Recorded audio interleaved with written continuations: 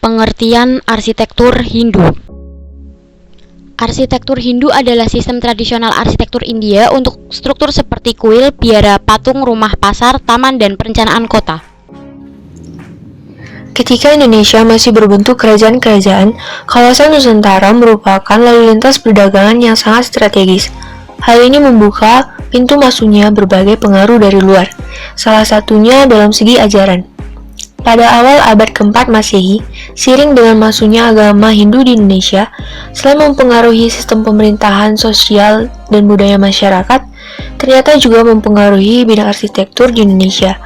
Hal yang paling dominan adalah munculnya arsitektur candi sebagai bentuk pengaruh yang tak terpisahkan.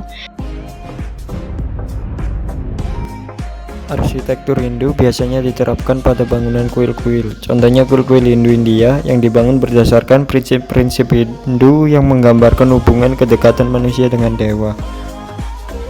Dapat dilihat dari gambar tersebut terdapat contoh-contoh kuil dengan menerapkan arsitektur Hindu yang berlokasi di India. Ciri khas dari arsitektur Hindu pada kuil-kuil tersebut terdapat yang pertama terdapat pada pilarnya. Untuk bentuk pilar India terdiri dari bagian-bagian yang saling berhubungan dengan berbagai ornamen yang ada pada masing-masing bagian tersebut. Lalu ciri khas yang paling menonjol dari arsitektur Hindu adalah terdapat ornamen di berbagai sisi atau sudut bangunan seperti hiasan di atas relung atau pintu. Hiasan yang membingkai sebuah relung dapat berbeda-beda sesuai dengan periode kerajaannya. Lalu ciri khas yang lain adalah molding. Dalam arsitektur India, sebuah molding bukan sebagai modulasi atau modifikasi bagian ujung saja, tetapi dianggap sebagai satu elemen penting dari elemen yang lebih besar. Bentuknya memanjang secara horizontal.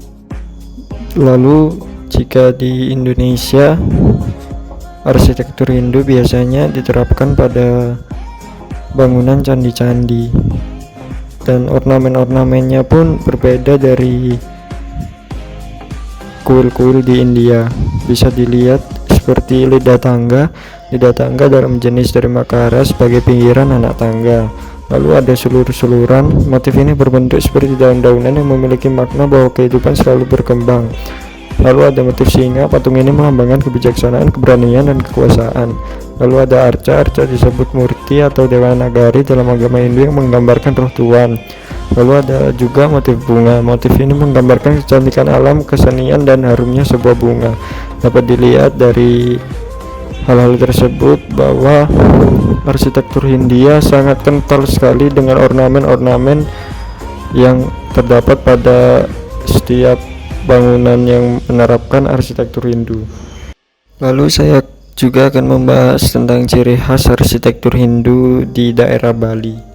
Yang pertama yaitu harmoni dengan alam. Harmoni dengan alam sendiri adalah konsep arsitektur yang harmoni dan ramah dengan lingkungan alam. Dengan mengusung konsep Trihita Karana, arsitektur Bali pada umumnya terdiri dari 3 unsur penghubung keharmonisan orang yang tinggal di dalamnya. Ada keselarasan jiwa, raga, dan tenaga. 3 unsur ini diharapkan akan menciptakan keharmonisan sebuah hubungan antara lingkungan alam, antara sesama manusia, serta manusia dengan Tuhan. Biasanya bangunan-bangunan tersebut ditandai dengan material yang kental akan nuansa alam dan keindahan seperti batu-batuan alam. Lalu yang kedua adanya ukiran di batu atau patung. Hal tersebut termasuk kebudayaan warga Bali berupa seni dan budaya terlihat dari teknik pahatan di batu yang menghiasi dinding halaman rumah mereka. Karya-karya pahatan dari batu tersebut selanjutnya mengalami perkembangan yang cukup pesat dan mulai diletakkan di depan rumah menghiasi pagar dan dimanfaatkan sebagai pura atau tempat ibadah orang Hindu. Seiring perkembangan zaman, kehadiran pura kecil atau sangga di depan rumah adalah wajib di Bali. Bisa dihiasi dengan memberikan patung-patung bernilai seni yang cukup unik khas orang Bali, menjadi salah satu gaya arsitektur Hindu khas Bali yang identik dengan seni dan budaya Bali sesuai dengan ajaran Hindu. Yang ketiga dan yang terakhir adalah struktur ruang yang rapi. Gaya arsitektur Hindu Bali dibuat dengan mengusung konsep triangga yang merupakan konsep keseimbangan kelestarian alam. Triangga merupakan pembagian zona atau area dalam hal perencanaan arsitektur tradisional di Bali yang memperlihatkan 3 tingkatan, yaitu utama atau kepala. Bagian ini diposisikan sebagai sebuah simbol yang paling tinggi diwujudkan dalam bentuk atap. Pada arsitektur tradisional, bagian ini menggunakan atap dari ijuk dan alang-alang, namun seiring perkembangan zaman, bagian atap mulai menggunakan bahan modern seperti genteng klasik. Lalu madya atau badan, bagian tengah dari bangunan di Bali ini diwujudkan dalam bentuk bangunan dinding, jendela, dan pintu khas arsitektur Hindu Bali. Lalu yang terakhir nista atau kaki merupakan bagian yang terletak di bawah dari sebuah bangunan. Bagian ini diwujudkan dengan adanya pondasi rumah atau bawah rumah yang digunakan sebagai penyangga. Biasanya pada bagian ini terbuat dari batu bata atau batu gunung yang berwarna merah dan hitam.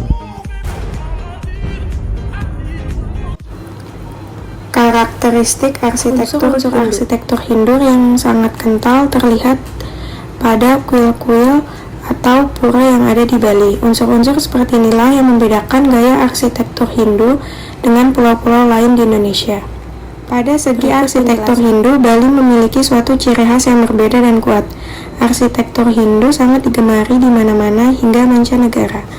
Meskipun pada beberapa bagian masih terdapat unsur-unsur Hindu Jawa kuno, Bali tetap memiliki ciri khasnya. Yang pertama, adanya pura atau kuil umat Hindu. Kedatangan agama Hindu di Pulau Bali memberikan dampak yang cukup signifikan, terutama pada gaya arsitekturnya. Arsitektur Hindu secara umum didominasi pengaruh dari Hindu sejak kedatangan kerajaan Majapahit ke pulau ini pada sekitar abad 15. Kedatangan Majapahit ini juga meninggalkan kebudayaan berupa teknik pahatan untuk batu yang kemudian difungsikan sebagai patung atau pura. Karya-karya pahatan dari batu tersebut kemudian menjadi salah satu benda yang diletakkan di luar rumah. Seiring dengan berkembangnya zaman, kehadiran patung dan pura kecil begitu melekat dan identik dengan gaya arsitektur Bali.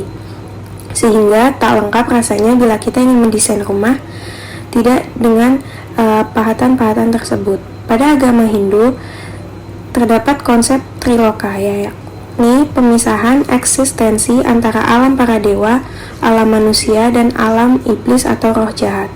Konsep ini kemudian direfleksikan dari bentuk pura Balinya dan menjadikan pura ini sedikit berbeda dengan pura yang ada di India, negara di mana agama ini berasal. Mayoritas pura di Bali didesain dengan 3 tingkatan, di mana tingkat tertinggi mempresentasikan tingkat kesakralan dan pemujaan untuk dewa-dewa atau sah. Mendapat pengaruh dari unsur-unsur kebudayaan Polinesia.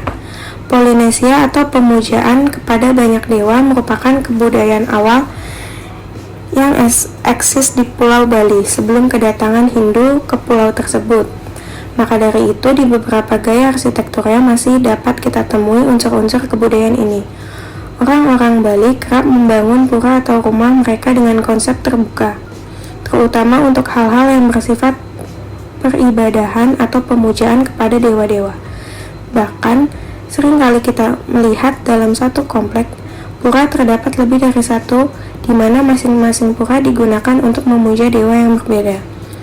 Untuk bangunan-bangunan yang tidak didesain untuk kegiatan pemujaan, bangunan tersebut kebanyakan dibuat dari bambu dan material lain yang kental akan nuansa alaminya, seperti batu-batu. Yang ketiga, berorientasi pada hal-hal yang bernuansa sakral. Gaya arsitektur Hindu yang asli tidak dibuat dengan sembarangan, melainkan dengan konsep dan perhitungan yang matang dan mempresentasikan kesakralan. Tak hanya pada bangunan pura atau rumah-rumah pribadi, bangunan-bangunan kecil juga kerap didesain dengan mempertimbangkan konsep ini. Bahkan terdapat salah satu manuskrip Hindu yang menjadikan pedoman dalam membangun rumah. Manuskrip tersebut berjudul Lontar Asta Kosala Kosali. Di sini terdapat gambaran mengenai orientasi dan layout dari sebuah bangunan yang ideal. Manuskrip lain yang juga banyak memberikan pengaruh pada arsitektur Hindu adalah Lontar Asta Bumi, Lontar Asta Dewa, Lontar Wisma Karma, dan Lontar Dewa Tatwa.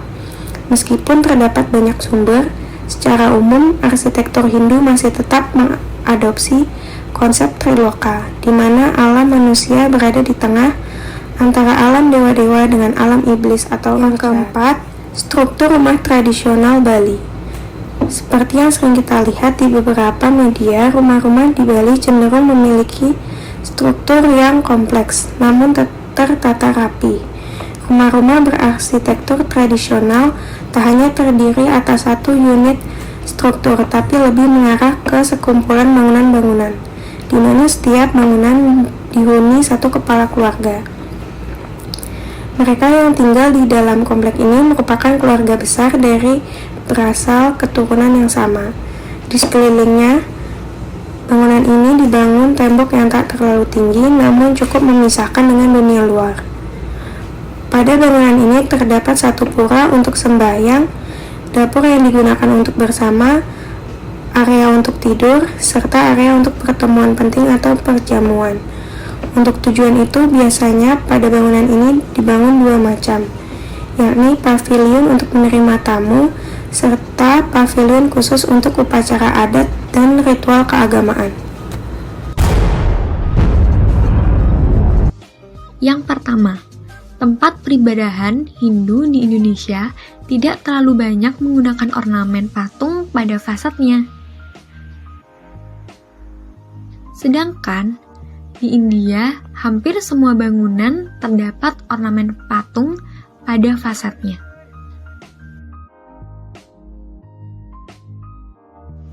Warna bangunan pura di Indonesia cenderung menggunakan warna gelap dan berwarna hitam. Sedangkan tempat peribadahan di India cenderung memiliki warna yang beragam. Yang ketiga, rumah Hindu di Indonesia pada fasadnya cenderung tidak banyak menggunakan ornamen patung ataupun ukiran khusus.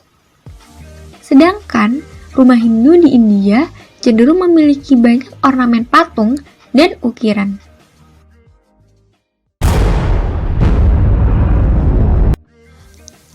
Contoh bangunan arsitektur Hindu yang pertama yaitu Candi Prambanan. Menurut sejarah, Candi Prambanan dibangun oleh Rakai Pikatan yang saat itu adalah raja dari Mataram kuno dari Wangsa Sanjaya. Pembangunannya sendiri dimulai pada tahun 850 yang mana dekat dengan waktu pembangunan Candi Borobudur. Pembangunan Candi Prambanan ini bertujuan untuk menandingi pembangunan Candi Borobudur kala itu.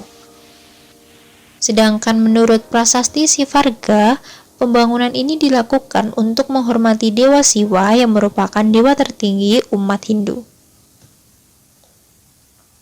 Kemudian untuk contoh bangunan arsitektur Hindu yang kedua yaitu Masjid Menara Kudus. Masjid Menara Kudus berlokasi di Desa Kauman, Kecamatan Kota, Kabupaten Kudus, Jawa Tengah. Masjid Menara Kudus merupakan peninggalan Sunan Kudus yang memadukan budaya Islam dan Hindu pada tahun 1959. Ketika itu, Sunan Kudus ingin menyebarkan agama Islam tanpa adanya paksaan. Oleh karena itu, Sunan Kudus membangun sebuah kompleks masjid bercorak Hindu Jawa untuk menarik minat masyarakat terhadap agama Islam. Contoh bangunan bercorak arsitektur Hindu yang ketiga yaitu Pura Taman Ayun. Pura Taman Ayun berada di Kecamatan Mengwi, Badong, Bali. Berdasarkan sejarah, Pura Taman Ayun didirikan sekitar abad ke-17, sekitar tahun 1632 dan selesai dibangun pada tahun 1634. Konon, Pura Taman Ayu dibangun langsung oleh Raja Mengwi, I Gusti Agung Putu dan arsitektur Tionghoa. Pada tahun 2012, Pura Taman Ayun ditetapkan menjadi salah satu situs warisan dunia oleh UNESCO.